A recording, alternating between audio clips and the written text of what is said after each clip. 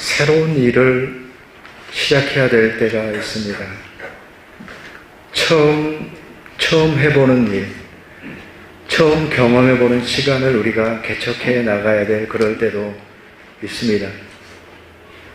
뿐만 아니라 우리가 나이가 들어가고 세월이 지나가면서 아무래도 우리가 지나간 시간보다는 더 중요한 자리에 있거나 더 중요한 역할을 맡아야 되는 그런 시간에 이르기도 합니다. 그때마다 우리에게 요구되는 것이 있습니다. 새로운 일을 한다든지 더 중요한 자리에 있게 될 때에 우리에게 필요한 것이 있습니다. 그것은 우리의 마음이 강해져야 된다는 사실입니다. 우리의 마음이 강해져야 그것들을 감당할 수 있습니다. 그 전보다 우리의 마음이 강해져야 새로운 일들도 감당할 수 있고 또 더 중요한 직책들도 맡아서 해낼 수가 있습니다. 그래서 우리의 마음이 강해진다라고 하는 것은 언제나 중요한 것입니다. 성경 가운데에 이러한 요청과 이러한 가르침들이 많이 있는데 특별히 성경 가운데에 강한 마음을 가지고 살아가야 된다. 너는 마음을 강하게 하라 라고 하는 인물을 생각했을 때에 곧바로 저는 두 사람이 생각이 납니다. 한 사람은 모세 후계자, 오늘 말씀 속에 여호수아이고요. 또 다른 한 사람은 바울 사도의 아들과 같은 제자 디모데입니다. 두 사람에게 말씀 속에서 강하라, 담대하라 그렇게 요청하셨습니다. 여호수아에게는 강하고 담대하라, 그리고 디모데에게는 그 은혜 속에서 주님의 주 예수 그리스도의 은혜 가운데에서 강하고 주 예수 그리스도의 은혜 가운데에서 강하라 이렇게 되어 있습니다. 이 본문들을 영어로 보니까 be strong 이렇게 동일하게 되어 있습니다. 강하라. 여호수아에게도 말씀하셨고 디모데에게도 말씀하셨습니다. 우리가 참으로 이 땅 가운데 그리스도인으로 살아가기 위해서 그리고 시간이 갈수록 보다 더 우리에게 맡겨진 일들을 더 잘 감당하기 위해서 우리가 지도자가 되었든지 또한 책임을 맡은 자가 되었든지 그 일들을 감당하기 위해서 우리에게 요구되어 오는 것은 바로 마음의 강함입니다. 강한 마음이 필요합니다. 여호수아에게 그랬던 것처럼 디모데에게 그랬던 것처럼 그 역할과 사명들을 감당하기 위해서는 그들이 강해져야 됐습니다. 우리 모두에게 주어진 것입니다. 우리 어린 학생들은 어린 학생대로 이제 몸이 성장하면서 모든 면에서 더 강해져야 됩니다. 그전처럼 약해서는 안 되는 것이죠. 어른들은 어른들대로 강함이 필요합니다. 더욱 강함이 필요합니다. 나이가 100세가 넘으신 우리 김영석 교수님 같은 경우는 어떻습니까? 육신적으로 볼 때는 매우 연약하지만 그러나 그의 강함이 있죠. 그의 가르침 속에 그의 인생 전체를 바라보는 그 통찰력 가운데 그 누구도 갖지 못한 강함이 있습니다. 그래서 여전히 존경받으면서 살아가는 것이고 그 누구도 대신할 수 없는 역할들을 하고 계시는 것입니다. 너희들이 100년 살아봤어? 내가 100년을 살아보니까 인생이 이렇더라 라고 할 수 있는 것입니다. 육신적으로는 연약하지만 육신적으로는 연약해졌지만 그는 여전히 강한 것입니다. 우리 모두에게 요구되어지는 것. 내가 어떤 역할을 감당하는지 부모로서의 역할을 감당할 때에도 우리는 더욱더 강해져야 됩니다. 그랬을 때에 성장해가는 우리의 자녀들을 양육할 수 있겠죠. 지도할 수 있겠죠. 성경의 말씀 가운데에서 참으로 여호수아와 디모데에게 동일하게 요구하고 있는 것인데 그렇다고 한다면 강하다라고 하는 것은 무엇일까? 강한 마음이라고 하는 것은 무엇일까? 가장 먼저는 강한 마음은 흔들리지 않는 마음을 얘기합니다. 흔들리지 않는 굳건한 마음. 이게 강한 마음이에요. 우리는 신앙인으로서 하나님에 대한 믿음을 가지고 있기 때문에 그 믿음 안에서, 믿음으로 인하여서 흔들리지 않게 될 때에, 우리의 마음이 하나님으로 인하여서 굳건하여지게 될 때에, 흔들리지 않을 때에 바로 그것이 강한 마음인 것입니다. 오늘 여호수아의 본문을 통해서 강하고 담대하라, 너는 내가 그들의 조상에게 맹세하여 그들에게 주리라 한 땅을 이 백성에게 차지하게 하리라 라는 6절의 말씀 속에서 강하고 담대하라, 강하라, 담대하라 요청하고 있는데, 그 강하고 담대함의 근거는 무엇입니까? 그것은 3절에서부터 쭉 나열하고 있는 그 근거를 보여주고 있습니다. 그냥 강하라, 그냥 마음을 강하게 하여라라는 이 내용이 아니라 전제되어 있습니다. 3절부터 5절까지의 말씀 가운데 무엇입니까? 너희에게 약속의 땅을 내가 주겠다라고 하나님의 약속이 주어지고 있습니다. 너를 대적할 자가 없을 것이다 라고 말씀하고 있고, 항상 너와 함께 하겠다라고 하는 하나님의 약속이 주어지고 있습니다. 하나님의 약속에 대한 이 믿음, 하나님의 말씀에 대한 이 믿음이 있을 때에, 그 믿음을 굳건히 갖고 있음으로 인해서 흔들리지 않는 자가 될 때에, 그 약속이 분명하기 때문에 내가 흔들리지 않을 때에 바로 그때에 강한 자가 되는 것입니다. 우리 모두가 과연 나는 내가 붙들고 있는 하나님의 약속이 있는가? 하나님에 대한 믿음이 있는가? 내 인생을 향하신 하나님에 대한 믿음과 고백을 가지고 있는가를 돌아봐야 되는 것이죠. 그것이 흔들림이 없을 때 우리의 마음은 흔들리지 않는 강한 마음을 갖게 되는 것입니다. 진리를 향하여서 그 진리에 굳게 서 있을 때에 우리는 흔들리지 않는 자로 살아갈 수가 있게 되는 것입니다. 그렇기 때문에 참으로 하나님을 향한 그 믿음에 우리의 강한 믿음이 있는 것을 알게 됩니다. 내가 확신하고 있는 진리가 나를 강하게 하는 것입니다. 베드로라고 하는 인물을 봤을 때 베드로가 참 좌충우돌이고 참 부족함이 많고 뭐라고 할까요? 성숙하지 못한 면도 많고 그랬죠. 그렇지만 베드로가 반석이라는 이름을 갖게 됩니다. 얼마나 위대한 이름을 가진 겁니까? 반석이라는 이름을 가졌습니다. 어떻게 베드로가 반석, 흔들리지 않는 굳건하다라는 그 이름을 갖게 되었을까? 그것은 바로 베드로 자신에게서 나온 것이 결코 아니었습니다. 그것은 너무나도 분명한 것입니다. 베드로가 반석 위에 선 것은 그가 진리 가운데 예수 그리스도를 믿는 그 진리 가운데 분명하게 섰을 때에 그가 반석이 된 것입니다. 이 사실을 지난번에도 제가 인용한 바가 있습니다만 어거스틴이 이렇게 인용하고 있습니다. 반석이라는 명칭이 베드로에게서 나온 것이 아니라 베드로라는 명칭이 반석에서 나왔다. 베드로라는 이름에서 반석이 나온 게 아니라 반석이라는 명칭, 바로 반석에서 베드로라는 이름이 나온 것이죠.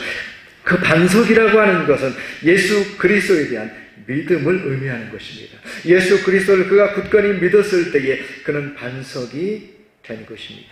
강한 마음이라고 하는 것은 우리의 믿음을 의미하는 것입니다. 결코 흔들리지 않은 우리의 믿음을 의미하는 것입니다. 우리 자신을 한번 돌아보십시오. 내가 하나님을 향하여서 굳건한 믿음이 있었을 때에 내가 얼마나 강했는지, 내가 얼마나 두려움이 없었는지, 하나님을 온전히 신뢰했을 때, 진리에 대한 확신이 있었을 때에 내가 얼마나 흔들림 없이 굳건하게 설 수 있었는가를 한번 돌아보십시오. 하나님에 대한 믿음을 가지고서 내가 그 평안을 누렸을 때에, 하나님에 대한 믿음을 가지고 나에게 평안이 물밀처럼 밀려올 때에 참으로 그 내가 누렸던 그 평안의 크기가 얼마나 큰 것이었는지, 주님에 대한 믿음이 내 마음의 기준이 될 때에 내 삶 속에서 참으로 비바람이 몰려친다고 할지라도 결코 흔들리지 않는 자로 살아갈 수가 있었습니다. 흔들리지 않는 믿음, 바로 흔들리지 않는 믿음에서 흔들리지 않는 마음이 나오는 것이고, 흔들리지 않는 마음이야말로 강한 마음이라고 할 수가 있을 것입니다. 더 나아가서 강한 마음은 스스로 서는 마음이 강한 마음입니다. 그 누구에 의해서가 아니라 나 스스로 굳건히 설 수 있는 마음, 강한 마음입니다. 근데 우리가 우리 자신을 돌아보게 될 때에 참으로 우리 스스로 서는 것이 아니라 누군가에 의해서, 타인에 의해서 참으로 그 마음이 세워지는 것을 보게 됩니다. 디모데후서 2장 1절의 말씀 다 같이 한번 읽어보겠습니다. 디모데후서 2장 1절의 말씀 같이 읽겠습니다. 시작.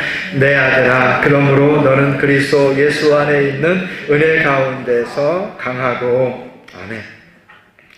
그래서 강하라라고 하는 말씀이 디모데에게 주어지고 있는데 우리가 생각할 때에 강하라. 근데 여호수아도 그렇고, 여호수아는 어떻습니까? 모세의 후계자죠. 근데 모세는 지도자 중에 지도자예요. 모세를 능가할 수가 없어요. 모세만큼 위대한 지도자가 없어요. 근데 그 모세의 뒤를 이어서 내가 지도자가 된다 라고 할 때에 얼마나 그것이 두렵겠습니까? 모세 없이 이 백성을 인도한다라는 게 가능할까라는 생각을 당연하게 할 수가 있을 것입니다. 디모데도 마찬가지입니다. 바울 사도가 있습니다. 가장 위대한 사도였던 바울 사도가 있는데 바울의 뒤를 위해서 디모데가 그 역할들을 감당한다고 할 때에 요구되는 것은 무엇입니까? 바울이 사라졌을 때에도 여전히 이 일들을 감당할 수 있는 스스로가, 이제는 여호수아도 마찬가지입니다.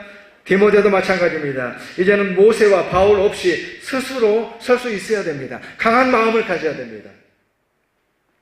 강한 마음이라고 하는 것은 나 스스로 서는 마음입니다. 그 누가 어떻게 말한다고 할지라도와 상관없이 스스로 설 수 있는 것입니다. 이것이 강한 마음입니다. 스스로 서지 못한다라고 하는 것은 다른 사람의 인정을 통해서 자기의 가치를 확인하는 것을 의미합니다. 다른 사람의 인정을 통해서만 내 가치가 확인되는 것. 살아가는 데에는 또 필요한 자세이기도 하겠지만 우리가 마음을 강하게 하라라는 이 말씀 가운데서는 분명하게 우리가 돌아봐야 됩니다. 그리고 우리가 가진 우리 민족적인 그러한 문화 속에서도 이러한 것들이 많은 것 같아요. 다른 사람의 시선에 너무나도 이제 의지하고 있는 그러한 모습을 보게 됩니다. 이러한 삶의 모습은 어떻게 나타납니까? 이러한 삶은 나를 향한 비판이나 조언을 견디지를 못합니다. 나를 향한 비판이 너무나도 힘들어요. 한번 자신을 살펴보세요. 나는 완벽해야 된다라고 하는 그 마음에 시달립니다. 그리고 끝없이 자기 자신을 검열합니다. 나는 잘해야 돼. 실수가 있어서는 안 돼. 이게 어떤 면에는 도움이 되겠죠. 그러나 강한 마음은 아니에요. 강한 마음은 참으로 다른 사람의 시선으로부터 독립되는 것을 의미하는 것입니다. 그러다 보니까 나서야 할 때 나서지를 못합니다. 나의 과거의 그러한 일들에 발목이 잡혀서 거기서 헤어나오지를 못합니다. 그리고 사람들과 늘 비교하고 있는 모습을 보게 됩니다. 스스로 서지 못하고 다른 사람에 의해서 세워진 삶의 모습이죠. 강한 마음이라고 하는 것은 스스로 온전히 설 수 있는 마음입니다. 나로서 존귀한 자입니다. 다른 사람의 시선을 뛰어넘을 수 있는 그러한 참으로 나 자신의 자존감을 가지고 살아가는 것을 의미하는 것입니다. 어떤 왕의 정원에 그 나무들 이야기를 들어보신 적이 있을 겁니다. 왕이 정말로 정성껏 그 정원에서 나무들을 이렇게 좀 키웠습니다. 잘 돌봤는데 이상하게도 그 정원의 나무들이 하나씩 시들어가는 겁니다. 왜 시들어가는지, 그렇게 정성을 들이는데도 왜 나무들이 시들어가는가라고 이제 왕이 이제 그 조사를 해보니까 가장 먼저는 떡갈나무에게 물어보잖아요. 거대한 나무에다가 잎사귀도 많고 수많은 생물들이 거기서 깃들어 살 수 있는 그야말로 나무 중에 나무 떡갈나무에게 물어봤더니 너는 왜 이렇게 시들어가느냐라고 물어봤더니 그가 얘기하는 것입니다. 소나무를 바라보면서 자기는 이제 가을이 되면 단풍이 들고 겨울이 되면 낙엽이 떨어지는데 소나무가 너무 부럽다라는 거예요. 소나무를 보니까 사시사철 푸른 잎에 겨울에도 푸른 잎을 가지고 있으니까 얼마나 대단한가. 나는 참으로 잎사귀가 다 떨어지고 앙상한 나무가 되니까 얼마나 불쌍한가 라고 하면서 소나무를 바라보면서 자기가 소나무 같지 않은 것 때문에 참으로 시들어가고 있는 것이 떡갈나무의 모습이었습니다. 소나무도 비슷했죠. 소나무도 시들어가는데 소나무는 왜 시들어가는가 라고 했더니 소나무는 포도나무가 부러웠습니다. 포도나무처럼 저렇게 아름다운 열매, 저렇게 빛나는 열매를 맺으면 얼마나 좋을까. 나는 솔방울밖에 맺을 수가 없는데 포도나무처럼 저렇게 아름다운 열매를 맺으면 얼마나 좋을까라고 생각하면서 소나무도 시들어갔습니다. 그런데 포도나무도 시들어가는 거죠. 포도나무는 왜 시들어갑니까? 아름다운 열매를 가지고 있지만 꽃이 복숭아처럼 화사한 꽃을 피우지 않기 때문에 나도 복숭아 나무처럼 저렇게 봄이 되면 화사한 꽃을 피운다면 얼마나 좋을까라고 생각하면서 바로 포도나무도 복숭아 나무를 부러워하다가 시들어 갔다라는 것입니다. 우리가 이것을 보면서 어떻게 보면 우스운 이야기지만 우리의 인생 가운데 아주 소중한 우리의 인생 전체를 꿰뚫는 교훈적인 이야기를 가지고 있다고 생각합니다. 스스로 서지 못하고 그냥 스스로 시들어가는 겁니다. 내가 존귀한 자로 온전히 서지 못하고 바로 그것이 강한 마음이라고 했습니다. 나로서 살아가는 것, 나의 모습 그대로 당당하게 살아가는 것, 이것이 강한 마음인데 사람들의 평가에 좌우되고 참으로 흔들리고 시들어가는 우리의 모습을 보게 되는 것입니다. 내가 나로서 담대한 마음을 가지고 강한 마음을 가지고 살아갈 때는 이제는 사람들의 평가에 좌우되지 않습니다. 다른 사람의 동정을 구하지도 않습니다. 다른 사람들에게 불쌍히 여김을 받을 필요가 없습니다. 다른 사람으로부터 감사와 보상을 받지 않아도 만족합니다. 바로 그것이 강한 마음을 가진 자로서의 삶이고 내가 나로서 살아가는 것을 의미하는 것입니다. 더 나아가서 강한 마음이라고 하는 것은 빼앗기지 않는 마음을 의미합니다. 강한 마음은 빼앗기지 않습니다. 언제나 같은 마음을 유지하는 것을 얘기하는 것입니다. 항상 범사에 성경이 우리에게 요구하고 있는 것처럼 그러한 마음을 유지할 수 있는 것, 그것이 빼앗기지 않는 마음이고 그 사람이 강한 마음을 가지고 있는 것입니다. 언제나 일관된 하나님께서 요구하시는 그 마음과 감정을 가지고 살아가는 것을 의미하는 것입니다. 그래서 우리에게 주신 기쁨과 감사를 언제나 빼앗기지 않는 사람이 강한 마음을 가지고 살아가는 것입니다. 디모데전서 4장 4절의 말씀 다 같이 한번 봉독해서 읽겠습니다. 함께 읽겠습니다. 시작.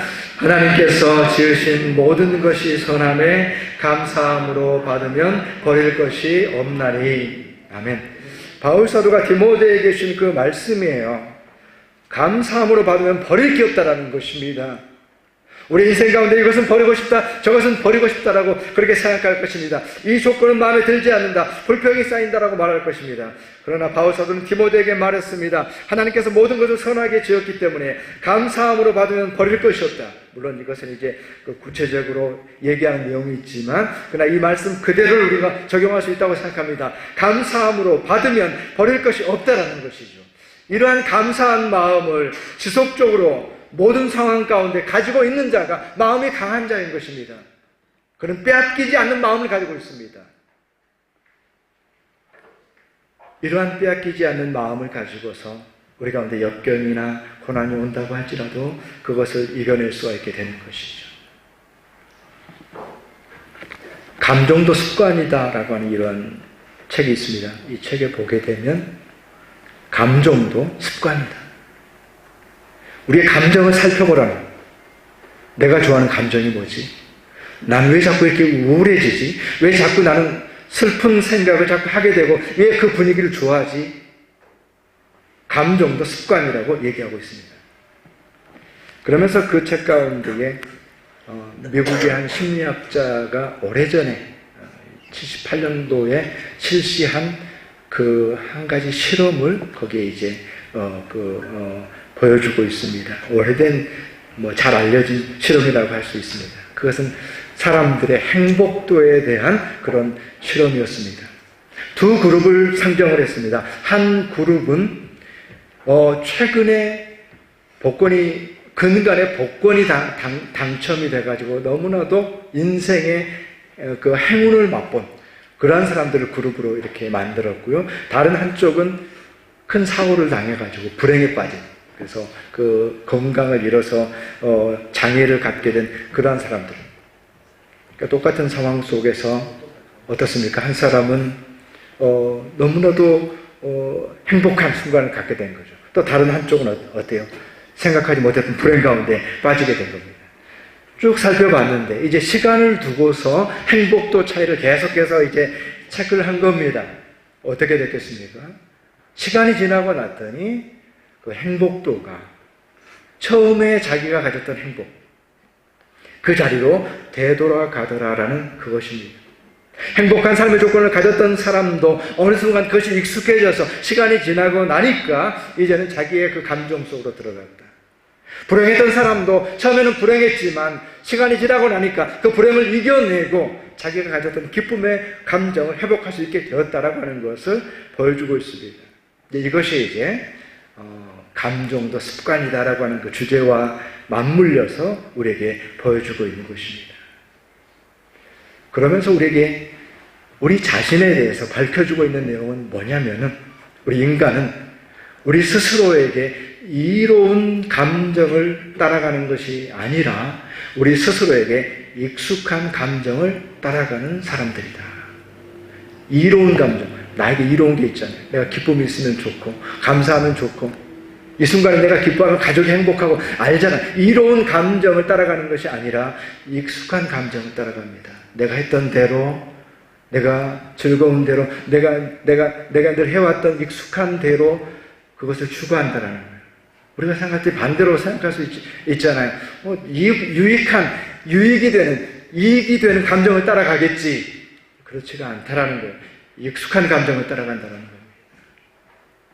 우리가 빼앗기지 않는 마음을 가지고 살아간다라고 하는 것은 참으로 하나님께서 주신 그 마음을 끝까지 유지할 수 있는 그 마음이 강한 마음이고 변하지 않는 마음이고 익숙한 감정에 지배당하지 않는 것입니다. 그러면서 하는 얘기가 사람들이 칭찬을 해주면 다 좋아할 것 같은데 어떤 사람에게는 칭찬이 불편하다라는 거예요. 왜냐하면 칭찬의 감정이 자기는 익숙하지가 않으니까. 모든 사람이 다 칭찬을 좋아하는 건 아닙니다. 근데 칭찬받는 것에 익숙하지 않고 비난받고 정죄받는 것에 익숙한 사람에게는 칭찬이 불편한 감정이 된다라는 거예요. 감사하는 것이 당연하다고 하지만 그러나 감사가 내내 받아들여지지 않는 사람도 있다는 것입니다. 바로 그것이 참으로 우리 연약한 마음, 깨트려진 감정을 가지고 살아가는 것을 의미하는 것입니다. 그렇기 때문에 강한 마음이라고 하는 것은 어떤 상황이 오더라도 깨트려지지 않는 그 마음을 가지고 살아가는 것이 강한 마음이라고 할 수가 있는 것입니다. 우리 모두에게 참으로 우리에게 맡겨진 일들, 또 이 시대를 감당하기 위해서 참으로 우리에게 필요한 것이 우리의 마음의 강함이다 라고 하는 사실을 다시 한번 생각하면서 시편 138편 1절부터 우리 3절까지 말씀 한번 쭉 보시면 되겠습니다. 어떻게 하면 우리가 참으로 감사한 마음 그리고 강한 마음을 가지고 살아갈 수 있는가를 이 말씀 속에서 보여주고 있어요. 우리가 어떻게 해야 되는 것입니까? 우리가 강한 마음을 가지고 살아가려면 어떻게 해야 됩니까? 3절의 말씀과 같이 주님께서 나를 강하게 하십니다. 주님께서 나를 강하게 하셔야 내가 강해집니다라는 이러한 근본적인 이미 우리가 다 알고 있는 결론을 내려주고 있습니다. 그러면서 제시하고 있는 것이 무엇입니까? 먼저는 1절의 말씀 속에서는 1절, 2절에는 하나님께 감사하고 예배하는 삶을 얘기하고 있습니다. 우리가 하나님께 감사하고 예배할 때 우리를 강하게 하신다라고 말씀하고 계십니다. 그리고 2절의 말씀 속에서는 주의 말씀이 나오고 있습니다. 주의 말씀을 주의 모든 이름보다 높게 하셨습니다. 주의 말씀을 우리가 붙들 때에 강해진다라고 말씀하고 있습니다. 3절에는 내가 간구하는 날에 주께서 응답하시고 내 영혼에 힘을 주어 나를 강하게 하셨나이다. 내가 기도할 때 강해진다라는 거죠. 우리가 강해진다라고 하는 것은 그렇습니다. 믿음 안에서 강해지는 건 어떻게 해야 되는 거지? 특별한 방법이 있는가? 그렇지가 않습니다. 예배하고 말씀으로 나오고 기도하게 될 때에 우리의 내면이 강해진다라고, 하나님께서 내 영혼에 힘을 주어 나를 강하게 하셨다라고 분명하게 말씀하고 있는 것입니다. 이것이 정답이고 다른 방법은 없는 것입니다. 이러한 삶을 통해서 주께서 나를 강하게 하셨나이다. 다 같이 한번 따라서 해보겠습니다. 주께서 나를 강하게 하셨나이다. 다시 한번. 주께서 나를 강하게 하셨나이다. 모든 믿는 자들의 고백입니다. 우리에게는 강한 마음이 필요합니다. 여호수아에게 필요했던 것처럼, 디모데에게 필요했던 것처럼 우리에게도 강한 마음이 필요합니다. 그 강한 마음은 어디서 오는 것인가? 그것은 바로 하나님께 예배하고 말씀으로 나가고 기도의 시간을 지키는 것을 통해서만 강해질 수 있는 것입니다. 만약에 이것이 무너졌다고 한다면 우리는 연약한 자로 살아갈 수밖에 없습니다. 이것이 무너졌다고 한다면 우리는 이 시대 가운데 실패하는 자로 살아갈 수밖에 없는 것입니다. 큐티 본문과 우리 새벽기도 본문이 요즘에 요한계시록의 본문인데요. 7 교회에 보내는 편지 가운데 여러 가지 얘기들이 나오고 있습니다. 그런데 이 말씀을 보면서 새롭게 깨달았다고 할까요? 아, 이게 중요하구나. 그건 뭐냐면 모든 교회를 향해서 칭찬과 책망의 이런 내용들은 다 다르지만 모든 교회를 향해서 요구하고 있는 것이 있습니다. 이기는 자가 되라는 것입니다. 이기는 교회가 되라는 것입니다. 이기는 그리스도인이 되라는 것입니다. 이기는 자에게는 내가 멸류관을 주겠다, 생명을 주겠다라고 말하면서 우리가 요한계시록의 그 7 교회를 향한 그러한 메시지 가운데 우리가 자칫하면 우리가 잃어버릴 수가 있는데, 우리 모두에게 요청하고 있는, 모든 교회들에게, 모든 그리스도인들에게 요구하고 있는 것은 이기는 자가 되라라고 하는 것을 말씀하고 있다는 사실입니다. 우리에게 이김을 요청하고 있습니다. Be strong. 강해져라. 그래서 이기는 자가 되라. 말씀하고 있습니다. 오늘 귀한 말씀 우리가 다시 한번 돌이켜보면서